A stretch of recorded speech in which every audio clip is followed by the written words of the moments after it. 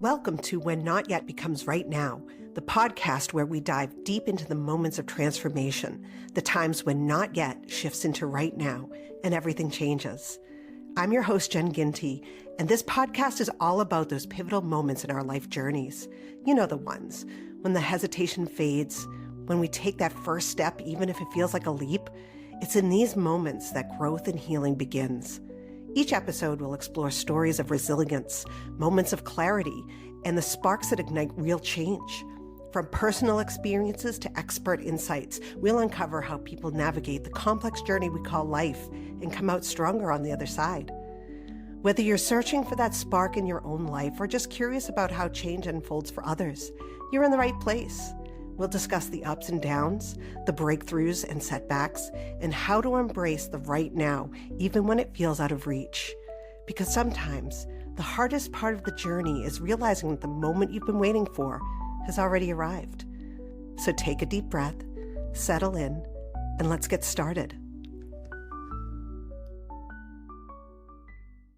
Hello, and welcome to When Not Yet Becomes Right Now. Today, we have a wonderful guest. His name is Don, and Don Donnelly is a dedicated husband, father, and advocate residing with his wife of 2 decades and their sons.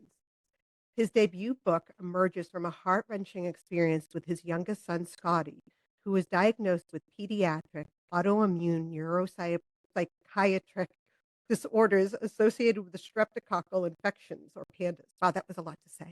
Yes. At the age of 9. Family's odyssey through the complexities of the medical system, consulting with 13 specialists before arriving at a correct diagnosis, revealed the profound challenges and obstacles faced by families grappling with misunderstood diseases. Motivated to shed lights on PANDAS and advocate for better recognition and treatment within the medical community, Don penned his book to share their story, offer solace, and guide families encountering similar trials. His narrative is a call to awareness and a powerful reminder of the importance of perseverance and advocacy in the face of adversity. Welcome, Don. Thank you for having me. I really appreciate the opportunity. I'm so glad you're on. I'm looking forward to a great conversation. Excellent meet you.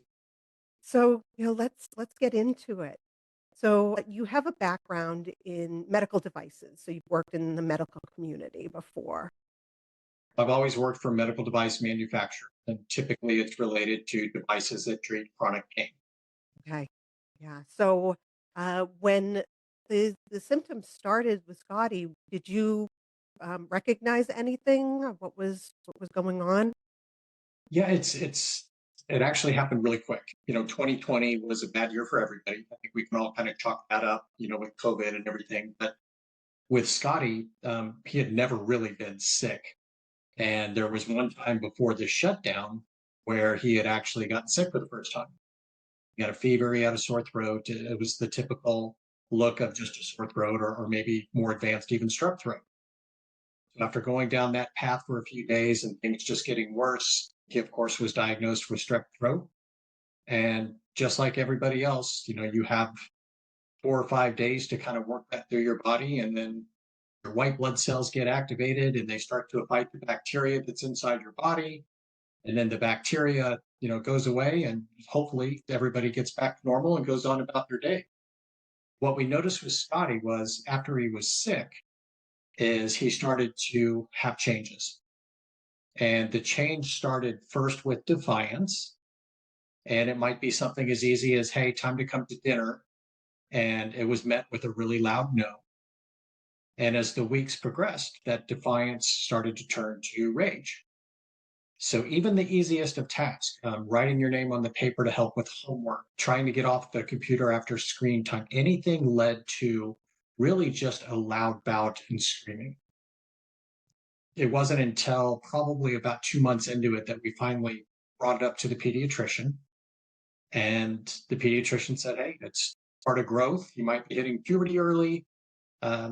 Sometimes I've seen this happen, but it was just weird that it happened after he had strep throat.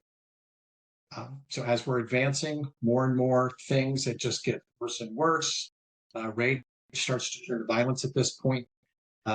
He's starting to get delusions where he's thinking these stories happened in his head the one in particular, he asked my wife how I felt about me being responsible for my grandmother's death.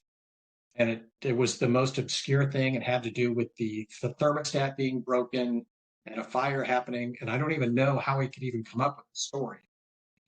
So just it started getting really strange. Now, what ended up being kind of the icing on the cake is my wife and I made the short-sighted decision to go to a neighbor's house for a barbecue. It's within walking distance. The sun was out. He was in a good mood.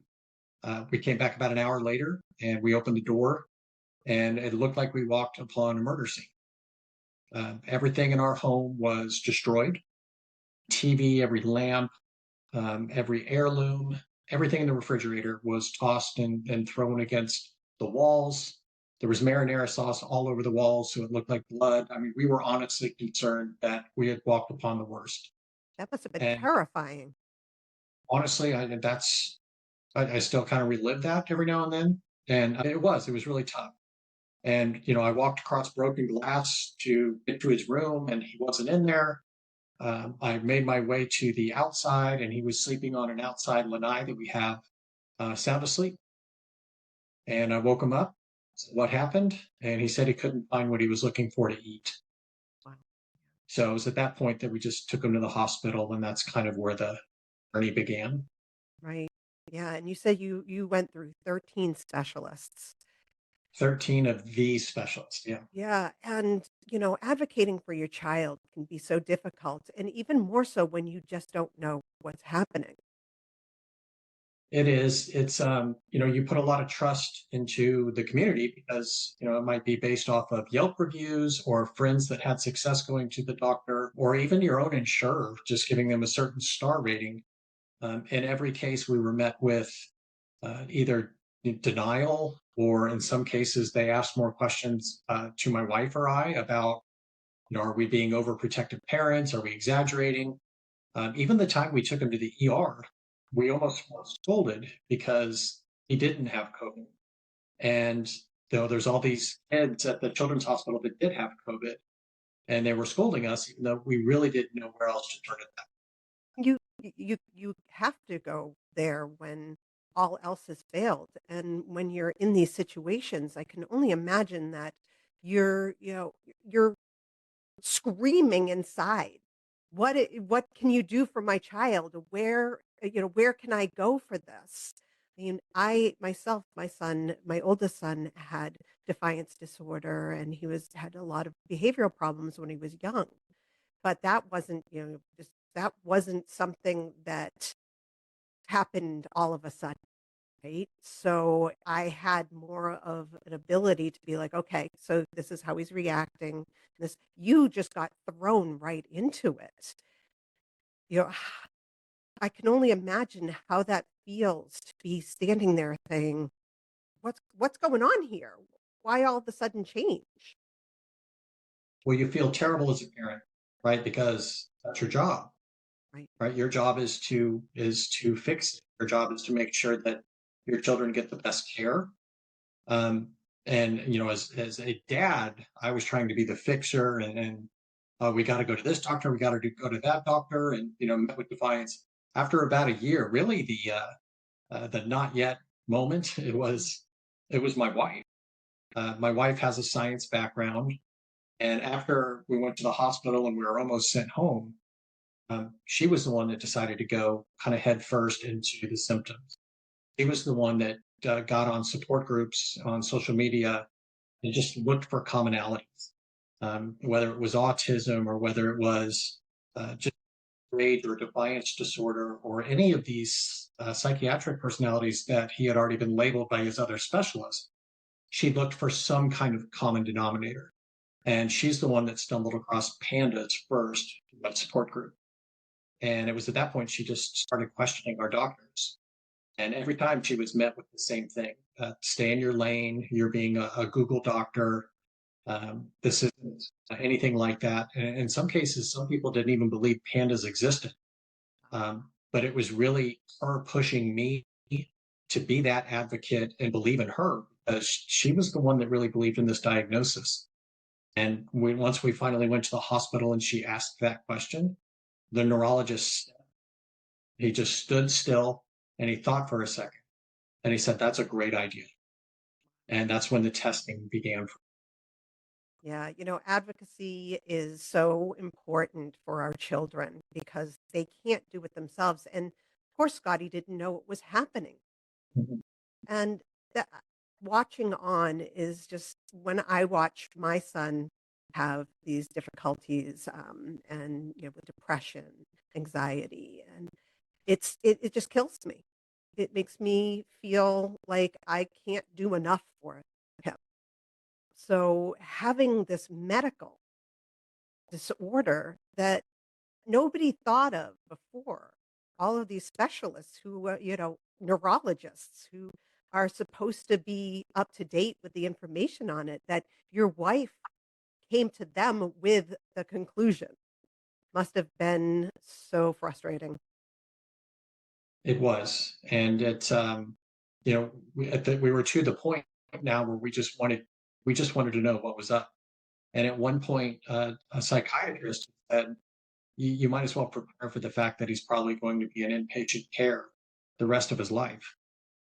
And we just didn't accept that. And it didn't make sense that it happened so soon after he was sick. That's what we couldn't put together. And that's what no one would listen to. And it's common. Strep throat is diagnosed 3 million times annually, and that includes adults, but it's common, right? I'm sure you've had it. I've had it many times in my life.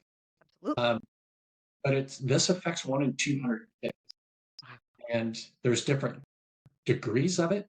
But what I'm in fear of, and the reason I wrote the book is there's probably a ton of kids out there that are being misdiagnosed or taking probably anti-psychiatric drugs when it's an autoimmune issue. And it's not easily treatable, right? You still have to have treatment and figure out what kind of medicines work and what they don't. But for Scotty's a bright, funny, um, he's a hard worker. He's smarter than I am, and he's just a great kid, and he just deserved that chance. And there's other kids out there that need that as well. And that's kind of why we were trying to get the message.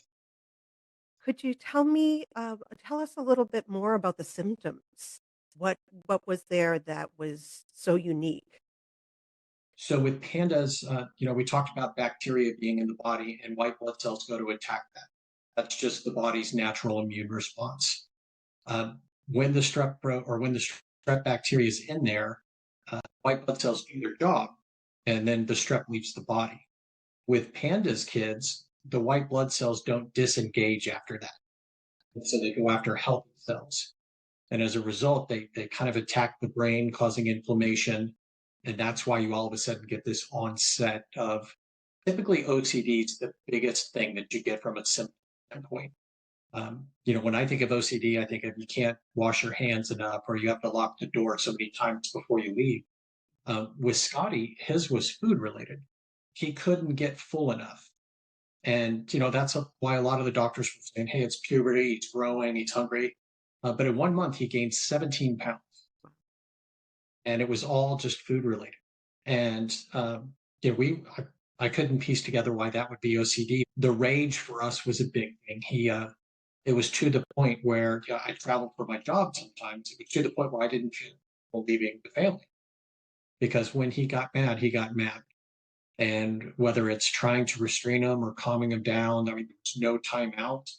And it would be 20 minutes of pure rage, and anything in front of him would feel his wrath. This was a 9-year-old kid, and we were afraid in our own home for that. Yeah. Again, Uh, just terrifying. it is other symptoms. I mean, just delusion. He at one point I thought he had made a joke, but he was talking about he didn't want to go outside because he was worried he was going to get hit by blue Nerf balls. And I just assumed he was assuming, kids playing football outside or something like that. No, he was afraid of blue Nerf footballs. So it's just things like that. But then, he would have his moments of peace in the middle of the day or right when he woke up. It didn't seem like his symptoms were that bad. So it just didn't make sense to me. There's still a lot to figure out even once we got diagnosed, but he honestly is doing great now. That's wonderful. Was it exhausting for him? He doesn't talk about it much, even though we try to do it. There's still therapy that we go through, and the idea is that he can maybe kind of remember this. Luckily, he caught it earlier than most PANDAS kids.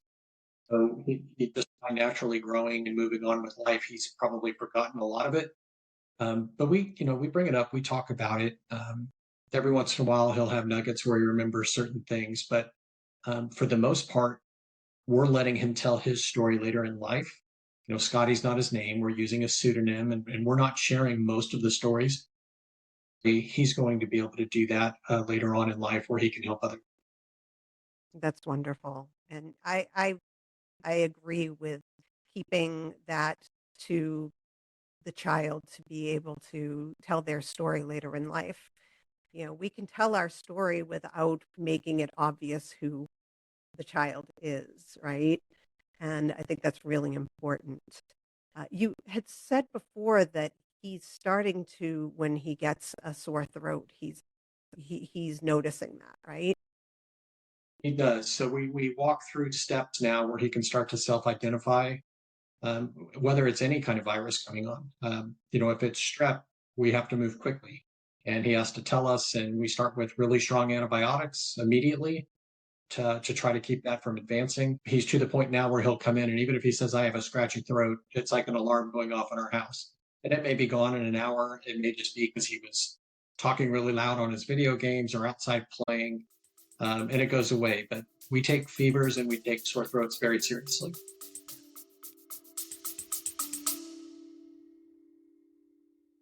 Little one learning to navigate their big emotions? Meet My Moody Monster, the pull apart buddy to help kids understand and manage their feelings. With its fun, interactive design, Moody turns tough feelings into teachable moments, giving your child a playful way to express themselves. Whether it's after a rough day or when those big frustrations hit, Moody is there to lend a hand. Perfect for calming down or even just a cuddle. My Moody Monster helps your child communicate their emotions while learning healthy coping skills. Go to mymoodymonster.com to learn about Moody today.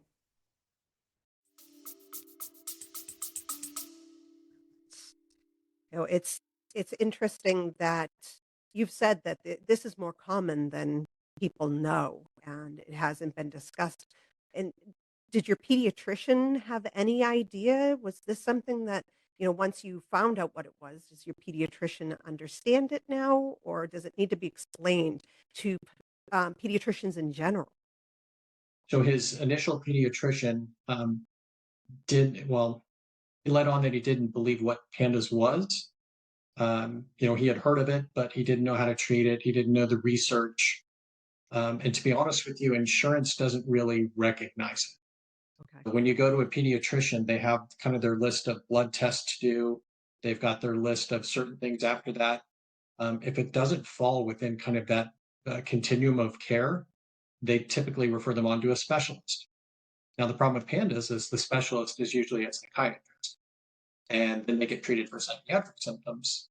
And since that's not the case, it actually makes it worse by giving those type of drugs to a young kid like that to hopefully bring him back in. So that actually made things much worse when he went on psychiatric drugs.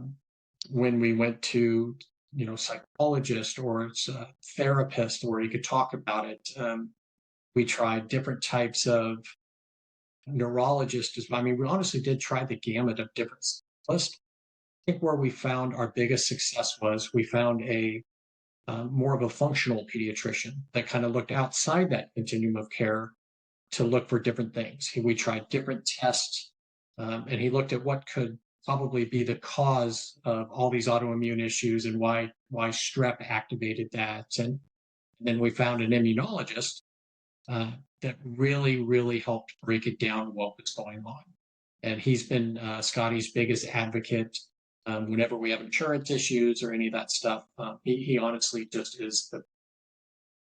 That's great that you have found someone who can really, be there as, again, an advocate. And I say advocate a lot because our kids can't advocate for themselves. And we also need to teach them how to advocate for themselves. So just doing those things, it helps them to understand what they need to do later, right? does. And especially, in my career, I don't really question, my customer is are physicians. So I don't really question them much in my job. So that kind of spread out to me a little bit in this whole thing. I was like, well, physicians know what they're doing. Um, Without my wife asking those questions to them about pandas and things like that, I really don't know where we'd be today. It would be a different household, that's for sure. Yeah. And you know, Scotty being able to recognize those, you had said that one doctor told you that he would be inpatient for the rest of his life. And now seeing where Scotty's been and where he's going, do you feel much different from that initial, thing that was said by that doctor? Absolutely. I mean, we expect, well, we demand that Scotty live his best life. And we're going to give him the tools, the resources. He's always going to have, great medical care and all that stuff. But um, both he and his brother, it's our demand that they live their best life and figure out how to be independent and do what they do that makes them happy in life. We just have to give them the tools to kind of identify those things. Um, yeah, I don't want anything less Scotty as I do his older brother, as I do for my wife, which is just have the best life and great success. And this is just a speed bump in life that he had. There's going to be others, but we'll jump on those two as they come. Yeah. I mean, isn't that what we're meant to do? That's To right. demand that our children get the best that they possibly can to learn those tools to live their own lives independently. So tell me, why did you decide to write the book? So I'm probably I keep my feelings a little bit more inside, and whereas my wife is probably more emotional and kind of lets her thoughts out. And it's funny when she does that, she feels great, But me kind of keeping this in for 2 years, I just had a lot of stories that I had to get out.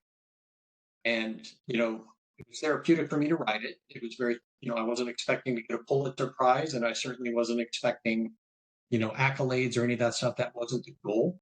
One, I wanted it to get these feelings out and put them on paper just so I could do that. And the other is it's imperative that we help the other families that are out there so they don't have to go through the 2 year journey that we did, find the best help. And it is out there. And I want to make sure that they have somebody to turn to. And that's kind of why I wrote the book. I wanted to share our story, just a little taste of our story. But more importantly, I wanted to make sure parents know where to go to when something like this happens. So can you give us a little something out of your book? Maybe something, that sticks out for you that was really important to get on that page?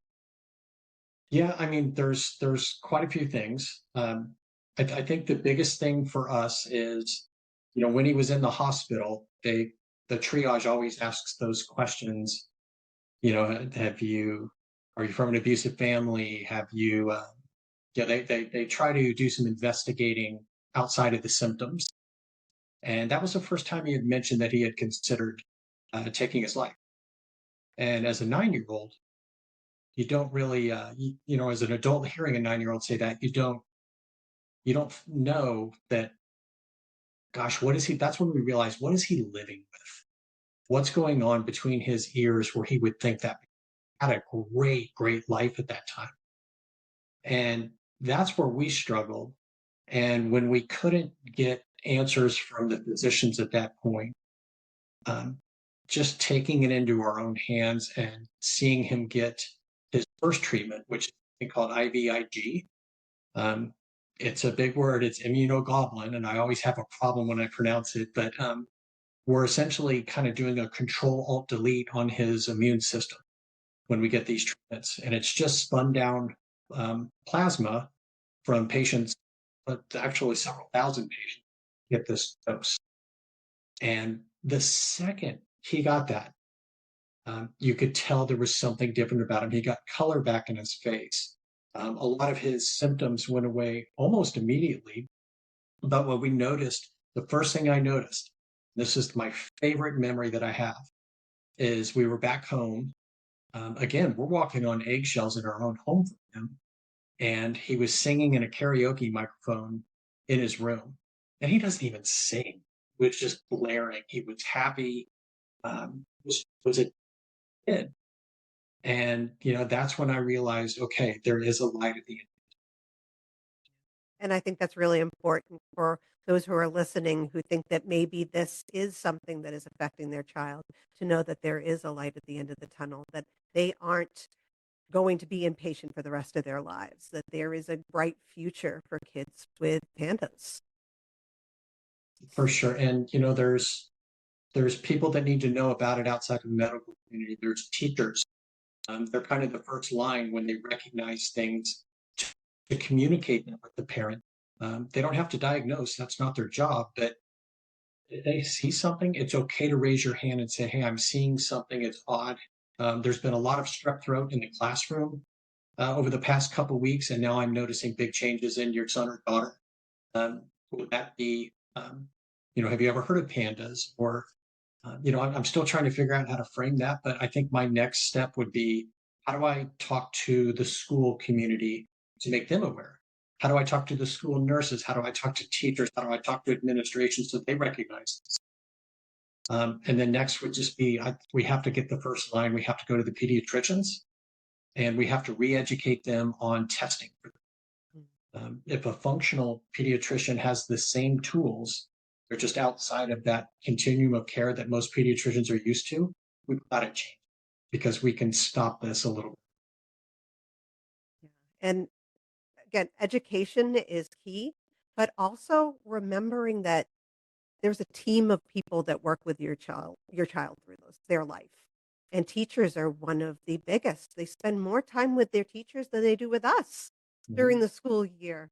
And for a teacher to be able to recognize the symptoms and to give information to a parent, not say, hey, your kid has pandas, but say, you know what?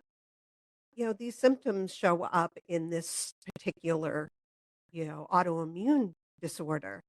Maybe go see your pediatrician and talk with them about it.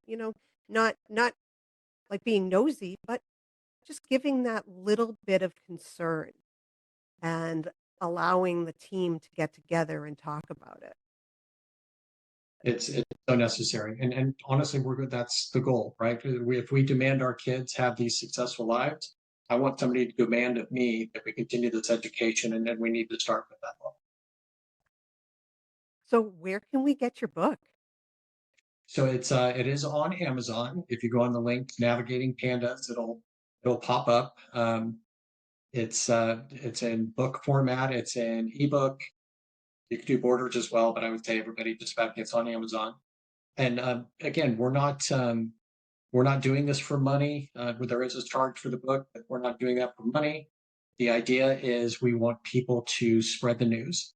And since we've put the book out, I'll get a message from a stranger on Facebook or any social media, and it'll say, hey, I think my kid has this. Where do I turn? Where do I go? We've heard a lot from school teachers. We've heard a lot from people in our own community who we didn't know their child had kids.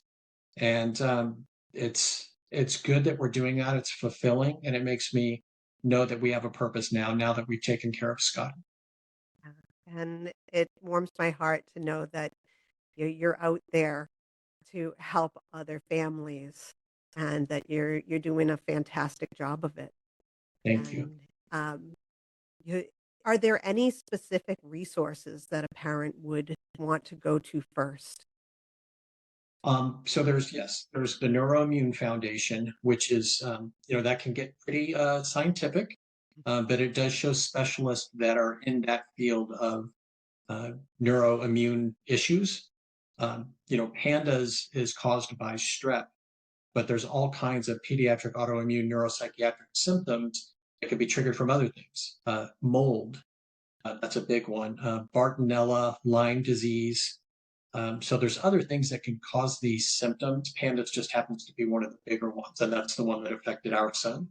Um, our biggest resource that we turned to on social media was something called PANDAS Parents, And it is a closed group. You have to answer questions about, symptoms that the child might have. And you get on there and, you're kind of quiet for a little bit, but then you start to see parents that are having very similar issues, symptoms, same responses, not getting any help from their current medical team. And that's when you start to open up to these strangers and say, hey, I'm running into this. What do you think? And all of a sudden, all over the world, you're getting all these responses. It sure sounds like it. You need to do this. You need to do that. That's really what kind of got my wife into studying the clinical research in the envelope. That's what really, really helped us. But there's PANDAS Network. There's the Aspire group. There's tons of resources if you just Google it. There's even a PANDAS Awareness Day now, and that's October 9th. We just had it. That's the year round for us now. PANDAS Awareness Day is year round, but again, we need to help other families. Yeah.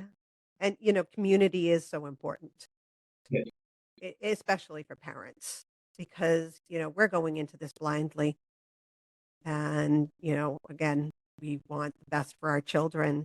And sometimes we need to reach out to others, even though we may be fearful or we may not believe that it's that bad, right? In quotes, that bad. But community really brings everyone together to bring resources out into the world and to alert the world that this is a thing, this is real, and you should learn about it so that you know the signs. Absolutely. And so, are you guys on social media? So it's just Don Donnelly. I'm welcome to everybody. And unfortunately, because I'm welcome to everybody, I also get a lot of strangers reaching out. But Mm. honestly, I don't care if you reach out to us on social media.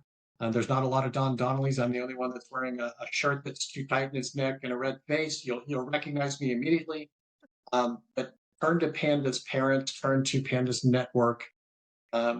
Reach out to us. We've helped a lot of families, and we're going to continue to do it. We may not have the right answers, but we're going to get you somebody that can help if you need it. Well, thank you for what you're doing. It's so important. And this conversation was enlightening. And I hope that parents really think about, the things that happen to their children, that sometimes something very small can become something a lot bigger, and to keep an open mind. Thank you, Jen. Your platform for doing this is excellent, and I'm very appreciative that you had me. Thank you.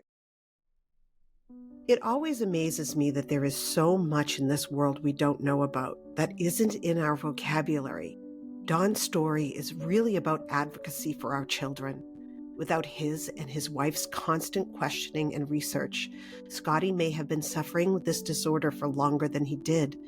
It's important that we keep an open mind that not everything is black and white, especially when it comes to health. There are diseases and disorders that affect a smaller amount of a population. Education is key, and when it comes to kids, it's important that their team of teachers, school nurses, doctors, and counselors know the signs so they can help families better understand what their child may be going through. Thank you again, Don, for telling your story and being a voice to help others advocate for their own children.